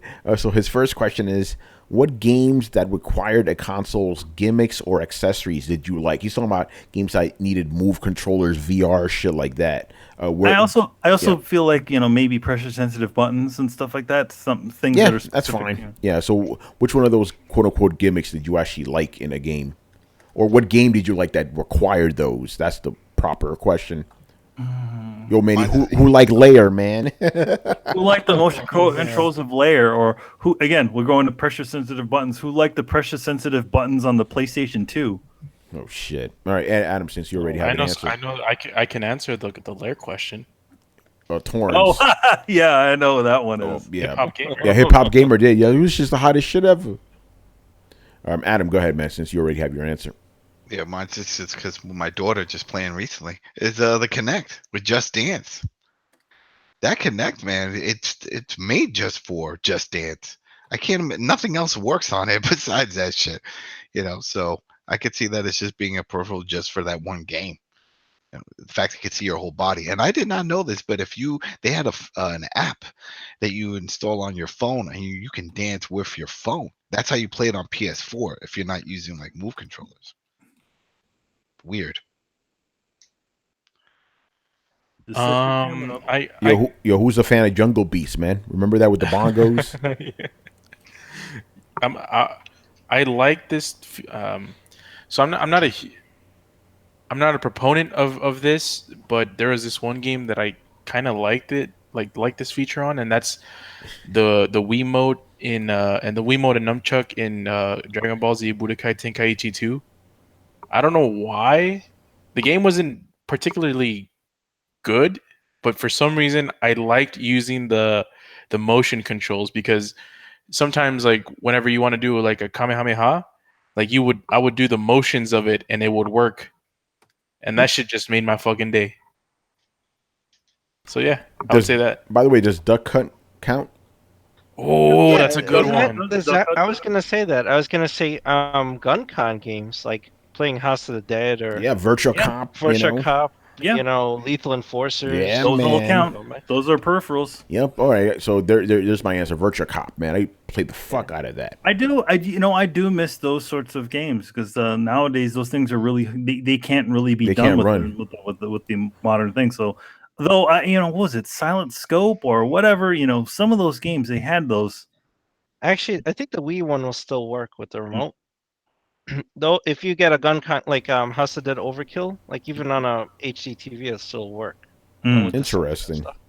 So you can still play those games on the Wii, but not like you can't hook up PS2 and go like, yeah, I'm gonna play Time Crisis. Didn't a PS3 and Xbox have gun games like gun-ish games? Yeah, but remember they used to work on 480p old CRT televisions. Oh yeah. So I when had we my 360 hooked up to old CRT, it was fine. All right. Anybody else? Can I Go ahead. mention something just really quick that's off topic? So yeah, go ahead. Walmart is for Cyber Monday is selling a PS4 Slim, 1 terabyte with Red Dead Redemption 2 and an extra controller for $200. Excuse me? Yeah, that site's gonna crash. Yeah, that's crazy. Well, they were already shown for Black Friday. They were doing Spider-Man. The Spider-Man bundle sold out like before it was even Black Friday. Sold out. Man, how the hell do they keep selling these fucking PlayStations, man? Yeah, it's like, Yeah, who well- doesn't have this shit already, Well, I have 3 of them. See, it's you, Carlos. Then again, I got 2, so damn it. Yeah, man. Yeah, Y'all I got a problem. I still got my same PlayStation. Oh yeah. Speaking of which, to the guy that left a comment saying or asking if I have a PS4, I do, and I probably earned more trophies this year than all the panel guys combined. Excuse me? Oh, shit. So, Wait. like, I have a PS4. Like, you can just look at my trophies, and Tony even knows about it. Oh, yeah. I- Oh, yeah. I appreciate Tony you can verify defending your this. ass, Brian. I don't appreciate you putting this in the panel list down. I thought we were Damn, right? I got a bunch of platinum Yo, he this just called year. all of us bitches, man. No. I don't think that you were. Why I'm are you saying putting me down? I probably got more because I went on like a massive binge like the first half Yo, of this my year. dick like, bigger. Oh, That's what I'm hearing right now. yeah, it is. No, I said this year. Oh, overall, I think that all you guys still have more platinums than me. I think I'm up to like 35-ish. Damn, I know that this Manny is year? good. Holy. No, this year I go like 12 or something. Fuck, yeah, you got also me have to beat. realize that also Brian has been playing PS3 games. He's been going back too. Yeah, but a platinum's a said- platinum, man. I said I went through, just destroyed the backlog, and then I stopped for a while because Mafia 3 just depressed me. I don't even know why you even touched that thing, man. It was free, right? He got a Free- good. Oh, Okay, yeah, fuck, yeah. that's why, yeah. Oh, if it's free, you can't do You know much. how black about people are with free things. Like, oh, it's free? Okay. I don't care what it is. Like, if it's Like, free, I'll then I'll give give it a it. I go Friday the 13th. Why? Because it's free. Oh, Exactly. I shit. don't plan on buying Free. on playing it, but it's free. Fuck it. Yeah. By the way, these guys are talking about Rogue Ops. You had voice. I don't even know what that fucking game is. Remember, wait, is that it Rogue Endgame Ops? one? Is it Rogue Ops or Rouge Ops? I'm seeing some different spellings. It's gotta be Rogue. I'm being an There was asshole. a Tom Clancy one, that End War or something like that, where you were the commander and you would give voice commands. You know, Adam, I thought your favorite game was one of those VR porn games, man. That's your favorite peripheral, right? I don't have VR. Oh, okay, so there you go. You don't have the peripheral you put in your dick and shit like those Japanese guys. No, the only one I'm gonna get is that Call of Duty suit. The one I told you about. Right? The butter suit. With the squibs on it. Oh, I want the whole thing, the whole zip up suit, just like in Ready Player One. I want that whole suit. I want with like if I get shot or I get punched, I feel it on my face because I want the mask too. I want everything, the full experience, fingertips, everything. Someone's chopping up my fingers or torturing me. I want to feel it. Oh, damn, can't wait. Yo, you crazy, If man. they had that in the next gen, that'll be awesome. Think about it, like a UFC game or something. You get on that, you leave your room, you're all beat up. Look what happens, yo. That game, I'm whack at it. I gotta play more. That'll be awesome. Yeah, you got a jock strap and shit, you know. Yeah, Man. well, you gotta get a cup. Gotta get a cup. I never used a cup though. That's one thing. Balls to the face. That was mine. I just did Balls not to the like face? What the fuck? I just did not. I did not like using a cup. It just hurt. I get like chafing, a lot of chafing. You know, if anybody in the chat knows about jock straps, then they know. It's like, yeah, that shit's fucking uncomfortable. So I said, fuck it. I'd take my shots. You know, I don't care. Balls free, son. The balls free. So Brian, you said you had how many? 30? What? 13 this year, right, Brian? 30.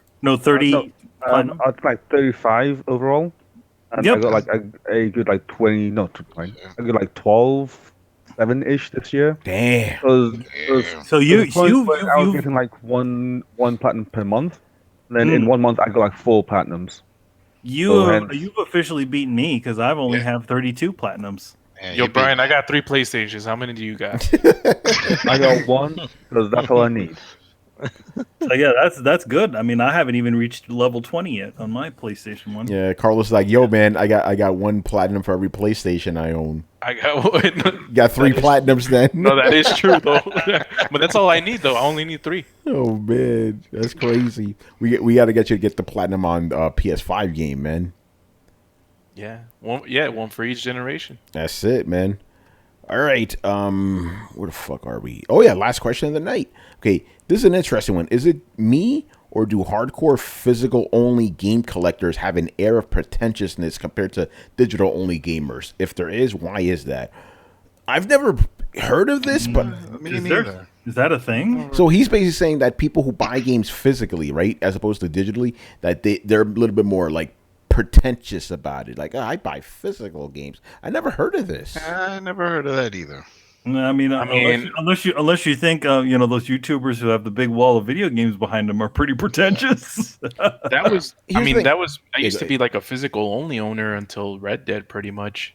Here's the thing. I've never experienced this myself, but I kind of understand it. Like, maybe like if you are physical, like, oh, look at you buying digital, man, you cheap motherfucker. I buy my shit physical, bitch. Look at my collection. Like, I don't want to touch shit. Yeah, but I never experienced that myself. That's a very interesting question. I've never experienced that before.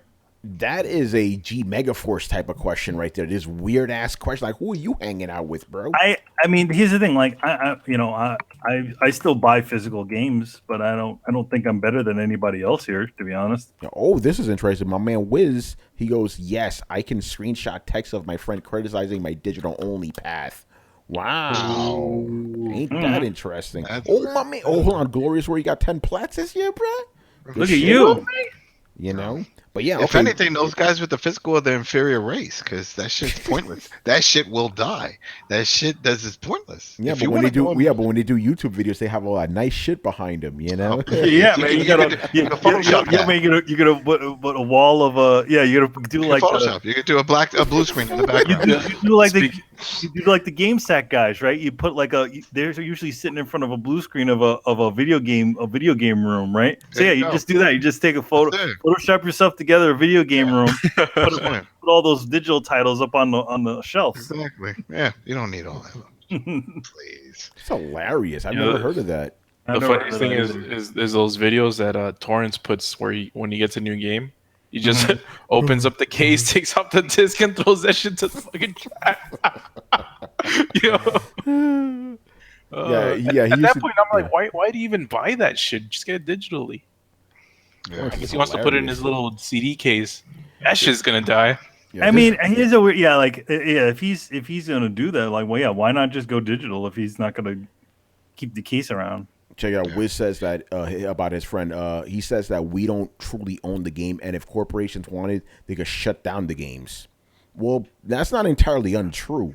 They can do that also for your disc version. They can just ban the game from playing. Yeah, that's right. They can cut the shit off. I can't play my Halo 1 Combat Evolved on my Xbox One. Oh no, actually, can you? Oh, never mind. Yeah. I used the wrong fucking choice because Xbox started doing back compat. Yeah, they have the back compat thing, and you can still go into your old 360 and play your old. Here's something else. Since I playing the Xbox this weekend, playing some table tennis, I didn't know you can gift games again. You can give people games. Oh yeah, that's something you could never do on PlayStation. Yeah, and I'm still like, can't shit, do this that. would be the perfect time to bring that shit back with all these Black Friday digital sales and stuff. Why can't you do that on PlayStation? And why haven't you given me a game? Yeah, I was gonna bitch. give you one today. In fact, I still might. The Today butter is my game. birthday. It is your birthday. Wiz says that his friend doesn't think digital is safe. He's cool getting up and switching games. I mean, here's the thing. I know guys that are like digital only hardcore, but I've never like felt they were pretentious about it. You know, like physical guys. Excuse me. Like there's guys that like for example, let's say a game like Streets of Rage 4 comes out. He'll be like, "Fuck, I want to play that, but I can't because it's not physical." I know guys like that, but they're not really pretentious about it. You know. I mean, to be honest, I like, for me as a person who still buys things on actual consoles, I like to, I mean, not actual console, but like actual discs. I do like to have the casing. And to be honest, a lot of the time I tend to go to lean toward the special edition version because I like having all the little extra bullshit that comes with it. I mean, granted, though the special edition of Red Dead was a little bit stupid because it just came with a map and the game already comes with a map. Yeah. So you have and an app with the map. Yeah, well, I haven't got the app, but you literally have okay, Red Dead Redemption already, just like all Rockstar games, comes with a map. But they also, if the special edition of the game, they give you a map, so you have 2 useless maps. Yo, man, that map is useful. Manny, you remember I had 2 bookcases of games. Remember, Yeah, I would stack them. I would have But them up. you, For sure. but you, Yeah, but you well, we don't need weren't to go. buying We don't need to go there. Yo, why you gotta bring this up? We're talking about physicals. They were physical, right? But the thing is, it was because there was no alternative. And when I started doing my modding stuff, I was thrilled to have them all digitally. Remember, I had the big hard drive, 120. Yeah. I love the fact, and I was like, damn, I can't wait till the day that we have it. And once that happened, what did I do? I only kept like a handful of my Xbox 360 games. The rest, And you tossed all the rest on when you moved. I tossed those, and once I bought, I sold them back. I was done because it's just something great about having digital. But I think you've always been willing to move to the next technological leap, whatever that may be. You know, you had the Palm Pilot before people had it. You had the Zune before anybody had it. You always had the next leap in technology at the time before everybody was going to do it. You know. Yeah. Like, I mean, you had friggin' like MP3 players before even that shit became. Oh yeah. I had them on my JVC where it was a disc and it would play back your CDRs so that you can put music on them and it'll play. It had a little LCD screen, and then one actually had a hard drive. It was an Arcos, and it looked like the size of a hard drive, and it had a little screen attached to it so you could play. Yeah, I was going to say when Adam does his YouTube channel, like in his background, it's going to be hard drives, no games. That's hard drives. Nothing but hard drives for. If I show you my desk right now, it's hard drives. By the way, portable hard drive. This is off topic. Adam, did you ever own a JVC Kaboom box? Remember that shit? Yes, the Kaboom box, the big one with the speaker. Nope, I didn't need to own the Kaboom box, but I did own a bunch of other JVC products. JVC used to be the shit for a while. Oh yeah, JVC was good, man. No hate on them. By the way, let me see. Wiz says I have another friend who holds resentment against emulators and ROMs.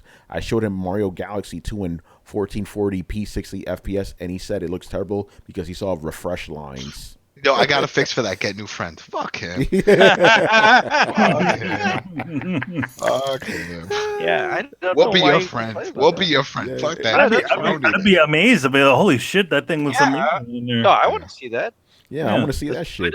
Wait, did I hear that correctly? Super Mario Galaxy 2? Yes. 1440p, 60 frames per second. That's better than the damn Switch can play the damn thing. Yeah, man, that game's fucking amazing. Yeah. By the way, shout out to Melon Matt, who's not only subscribed to us but is giving us a shout out in the chat. What's going on, brother? Thank you, man. What's up, Melon Matt? I like the subscriptions, man. Give me your money. Whoa, man. But yeah, I don't understand where this pretentiousness is coming from. I think, I mean, maybe part of the question, and Get I new don't know. friends, bro. Get new friends, man. Your friends are Yeah, trash. Your friends are trash. I would, if I was that guy, I'd be taking my phone out front of him. Like, what are you doing? I'm just deleting your contact info. That's what I'm doing. This shit is done. Your friend is as obsolete as physical games, man. Exactly. Well, I mean, because I think that a lot of one of the things that does things is like, Here's a good things that example. happen with having physical versions of games. Like if you own original Nintendo, you will definitely have won't have any latency compared to any of the sorts of the sorts of emulators, and also running it on the new consoles and running it on new TVs. I mean, there's so Chris was just plug Chris was just playing Castlevania Symphony of the Night, and obviously the My Life and Gaming guys did a review on it, and they're like, yeah, it's a really good version of it, but yeah, there's latency and there's all kinds of little issues that are different compared to the original game. So what you're gonna do? Here's the other thing, and this is something related. That whole fire that happened over in California. Mm-hmm. Right, and there was talks about people losing everything, and there was this one guy, and he had jumped on one of the forums because there was like a whole site that I was reading about it. It was game related.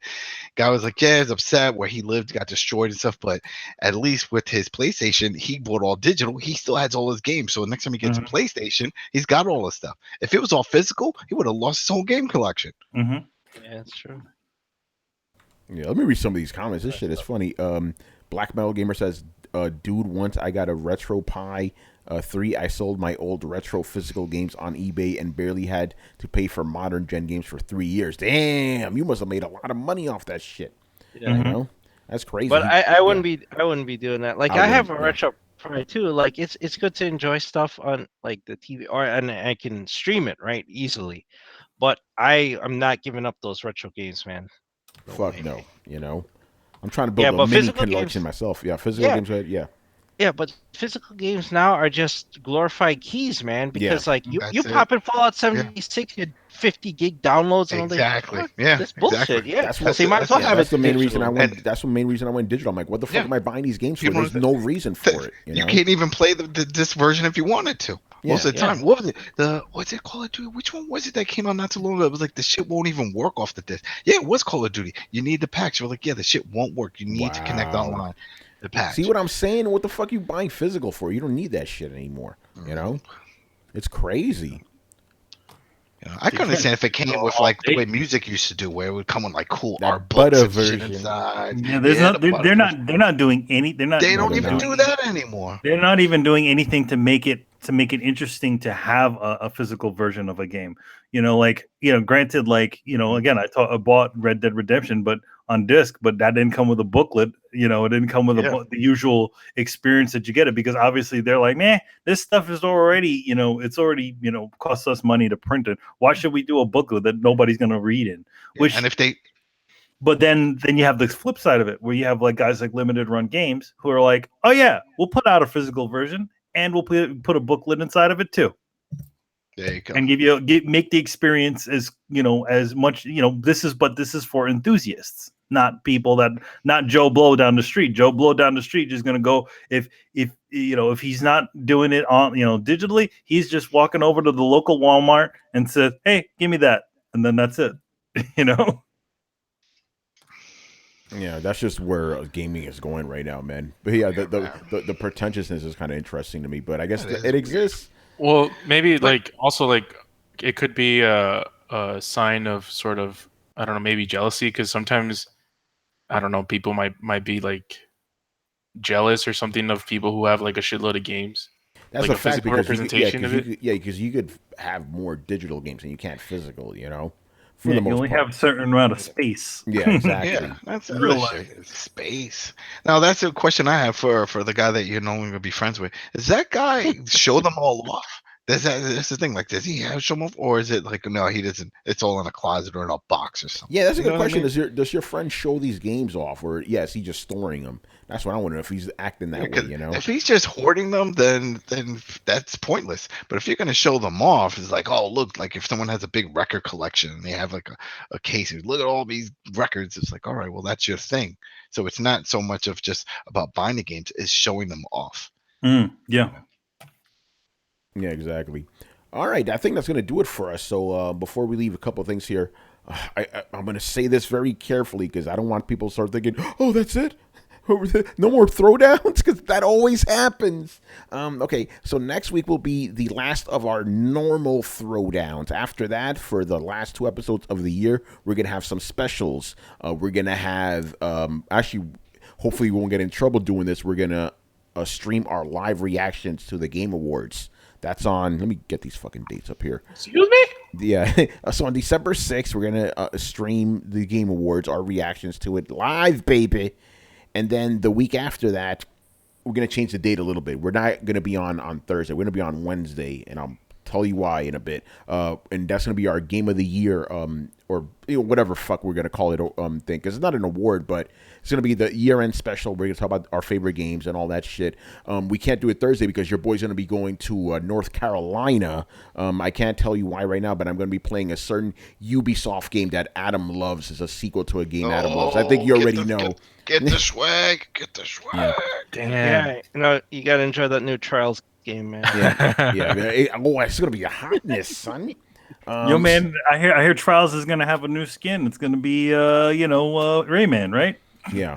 So on the 29th, we're gonna have our last regular episode. On December 6th, we're gonna be watching Jeff Keighley's show, and then on the 12th, on a Wednesday, we're gonna have the year-end special, and also on the 16th for Throwdown Your Questions, we're gonna have the AMA special. Ask us anything. It's gonna be crazy, man. But yep, no changes coming to Throwdown Your Questions. So there you go. There's your itinerary. But again, we still got like 6 more episodes coming together. So don't think we're just gonna stop. That happens all the time. Oh, it's the last episode of this. That's it. You're canceling the show. That happens all the time. I don't get it. It's interesting to me, man. I do want to give a shout out to everybody in the chat. We have a lot of people here tonight. Yeah, welcome. God of War Game of the Year. Hey, if that's your Game of the Year. Hey, I'm not going to argue with that, even though that's based not on a true story. Why not? It's a true story. You crazy. Oh, man. So, yeah, it's going to be cool, but we're not going to be doing any blows. We're just going to tell you, hey, these are our favorite games.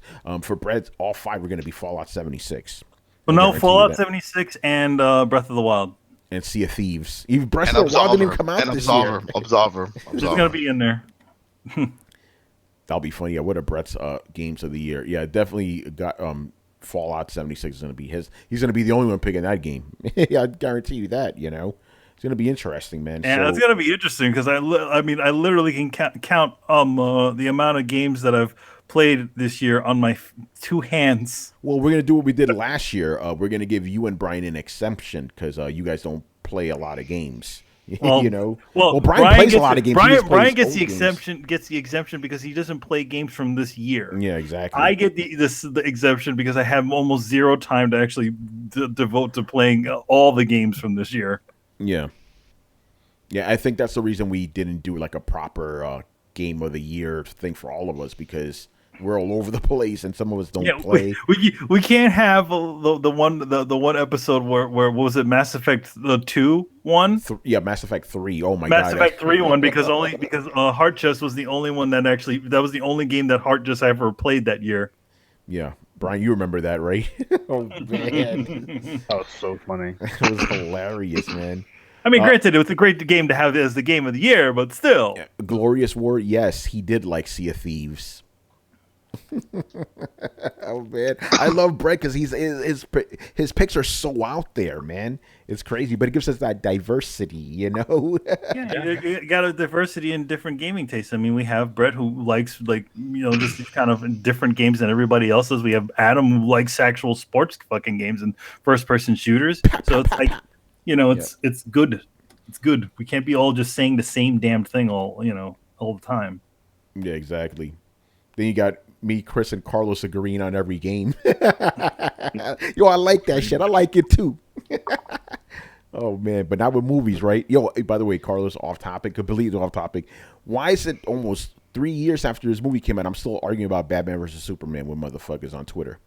Oh, is it that one group chat you're in? No, it's not the group chat. This is on public. You could look at it right now. Me and this dude Leo and shit. Because shit, it was related to Venom. Because I'm like, why the fuck are people watching this movie? And he's like, and he brought up Batman and Superman as a conversation. I'm like, yeah, both of the movies are trash. Like, no, Batman versus Superman is trash. I'm like, yes, it is. And then I'm gonna say this. you realize, you see how it goes. Like now, if everybody likes a movie, you're like, yeah, this is a great movie. If everybody hates a fucking movie, that shit'll just last forever. I still think people are just going to be talking about Batman, Superman, and the second Star Wars movie, second newer Star Wars movies till the end of fucking time. Oh Jesus, you're right. But there motherfuckers are still talking about that.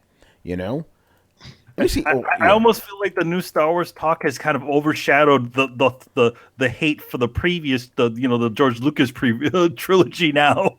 Yeah. Oh, by the way, this one is my man Leo T. He goes, people hated Batman vs Superman, but love this trash. It is really confusing. And I said both the movies are trash. He's like, BVS is way better than Venom. You can't deny that. And I said that's like saying one piece of shit stinks less than another piece of shit. Man. Yeah. Yo, man, that one piece of shit, they didn't eat any fiber in the other one. I don't like the chain smoker Christian Bale Batmans. I only like one of those movies. I only like one of those movies, and that's the second one. I thought Batman, the Batman Begins was horrible. Oh, really? Yeah, I didn't like that movie. That's controversial. I didn't like that movie. I don't even own that shit. I could see why people hate the Batman. The third one? What's that one called? Rises. Batman Rises. I think it is Batman Rises. The Dark Knight Rises. The Dark Knight Rises. There you go. Yeah. Yeah, I can understand why people would hate that one, but the first one I thought was pretty good. I like the first one. I didn't like that for one specific reason. At the end of the movie, I don't kill people, but I don't need to save you. Yeah, that was annoying. I was like, no. Yeah, that was stupid. Glorious Word says Star Wars: The Last Jedi is trash. Yes. That was another. Yeah, that was another movie. Yeah, Brett liked that movie. Trash. Yeah. Oh, I heard some bad. I need to watch that. I need to watch that with my eyes. Isn't Solo on Netflix right now? You can watch it right now. It's on Adam Flick. Yo, I was about to say something. Adam Flick. Yeah. It's on Adam. No, dude, watch it. Like, honestly, that movie could just be called Space Adventure, man. Like, there's nothing in there. Oh, Solo? No, it's soulless. Call it soulless. So, okay, which is better, John Carter or Solo? I don't think people saw John Carter. Yeah, I did see that. I think John Wick if you're gonna go into single player. Nah, man, you gotta go Space Adventure. It's kooky Space Adventure. You gotta go with the other one, kooky Space Opera Adventure. Yeah. I gotta give John Carter. Yeah, go ahead, Carlos. I gotta give John Carter credit though, because at least that movie was ambitious. It just fucking fell on his friggin' face. I quite liked John Carter, to be honest. It wasn't that bad. Was that one with the Wachowskis? That was like really bad. No, it's the one. Matrix. Oh, Speed Race. Oh no. Cloud Atlas. Speed Race. Cloud Atlas. Cloud Atlas, is that one? Yeah, Cloud Atlas. Or is it the one with the guy who's the magical beast and where to find them? That guy. That one. Fantastic. No, that's a Harry Potter spin. No. I'm saying the guy who was in it. Eddie Redmayne. Oh. Eddie Redmayne and Meg from Family Guy. Jupiter Ascending. Jupiter Ascending. There you go. That movie was fucking trash, man. That was also the Wachowskis. Wasn't it? That was the Wachowskis. Was that the one you were talking about, Brian? No, I thought about Cloud Atlas. Oh, okay. The Wachowskis only made one good movie. I'm sorry. I don't even believe that movie was that good. I'm sorry. I didn't like The Matrix either. Controversy. I love it. Yeah. By the way, thank you, GZDR. He asked us a question. Oh, shit. He wants to know what our thoughts are on, and Carlos, man, pour one out, son. He wants to know what our thoughts are on Rockstar not renewing the agent patent. Oh, man. Definitely got to pour one out for Game of the Year contender. Game of the century, man. You know, man. It's just the logo, you know? They canceled the logo. This is the first time I'm hearing about that. They canceled the logo. They're like, at this point, they're just like, you know what? Agent ain't happening. Yeah. So, yeah. Jason Schreier, go into that one. Find out what happened to the agent. It was just forget that shit. We never got gameplay. Nothing, we never got a just an idea. No, we did. We got the usual E3 or slash whatever fair. They just showed us a logo. Well, it was stage one to the hypeness. Like, you know, they show a logo and then they're gonna show like a gameplay or a teaser, and then they show gameplay like the E3 following that, and then like 10 E3s after that, and then they're actually gonna release the game. But yeah, this one just it was just a logo. They're like, listen, we're making too much money off fucking GTA. We don't need to make this shit. They don't need to be even signing those exclusive contracts with companies anymore. They're totally beyond that shit. And part of the reason why this got hyped, because don't forget, this was doubly hyped because not only was this a Rockstar game, this was a Rockstar game that was making a PlayStation exclusive. Yeah, that's right. So it got super duper hyped. That's why you had, and I won't mention their names, but that's why you had some people like saying this game came with the possible Game of the Year contender. didn't even see anything. Hey, listen, man. All I'm gonna say is that when Rockstar just puts out logos, it's better than some games that actually come out, man. But yeah, that's it. Pour one out for the agent, man. That's it. Yeah, they got too much money. Yeah, like Manny said, they're making. Well, I don't know if Manny said it, but I said it, motherfucker. They're making too much. The wrong spick. They're making. You got the wrong island spick. That's what it is. The one little bit in the south one. Yeah, man. Like they're just making too much money, and they can just run off of GTA and Red Dead. They don't need that agent, man. You know. Yeah. Oh well. I could confirm it's just a logo because when I was working there, I went and looked up agent assets, and literally all they had was that freaking logo. Wow. And then one other shot. Exclusive, Jason Schreier. Where you at?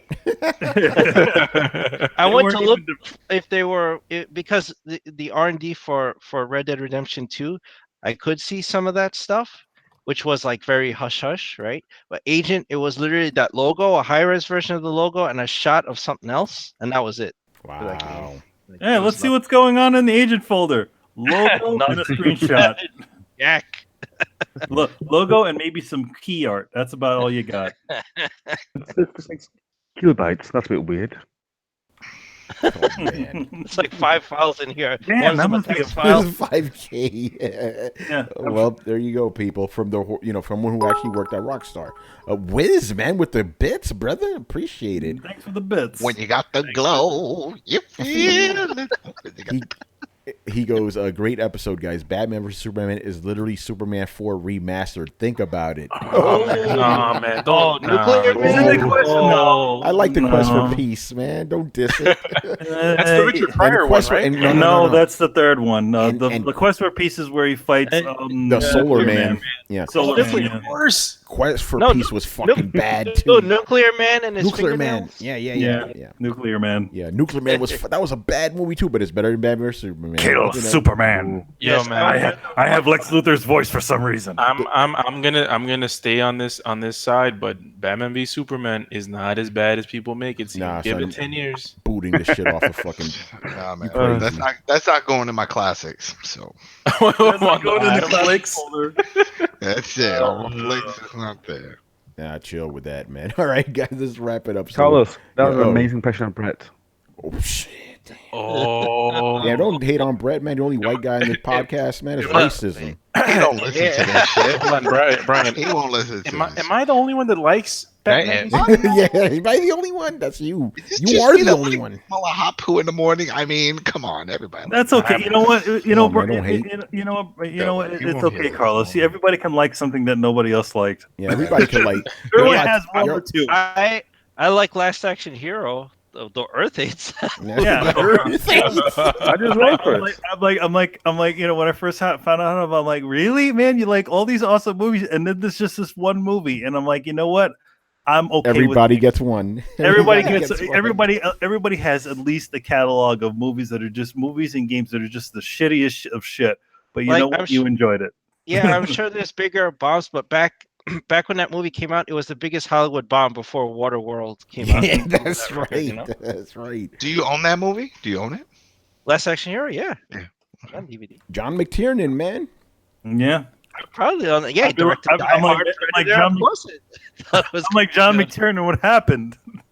I know, already fell off. Just like John Carpenter, like Ghost of Mars. What happened? Oh, I love Ghost of Mars. Ghost of Mars was awesome. Vampires. What happened? Oh, I love Ghost Vampires.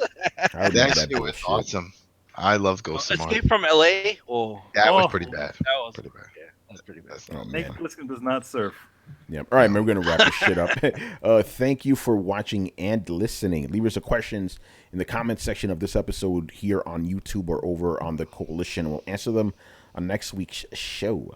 Subscribe to Throwdown on SoundCloud, iTunes, and YouTube. Follow us here on Twitch and Twitter and Facebook at Throwdown Show. Links are located in the description below. Once again, as your host, Tony Polanco. Time's joined by Emilio Lopez.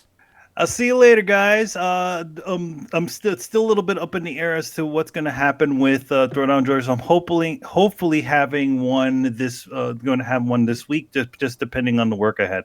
Oh, and also, by the way, I played The Quiet Man, and I thought it was okay. That's a different way of saying trash, but you know. All right, Chris Seeley. Hey, take care, everyone. Carlos Romero. It's a real party, people. Adam Vale. Man, all I want from Rockstar now is Table Tennis 2.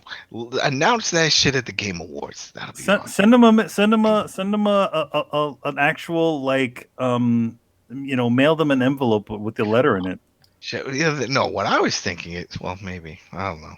I was thinking of something. Hey, that's what Jason Schreier said to do. You know, if you really want, reach out. Yeah, send them letters. Send them a letter. Send out letters to your favorite developers. Manny all day says draw show enough.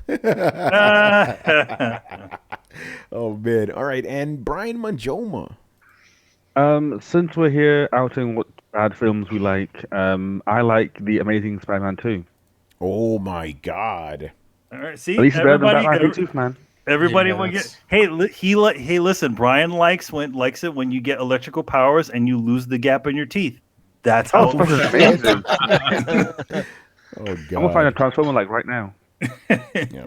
All right, guys. We'll see you on Thursday, man. Later, guys. Peace. Deuces.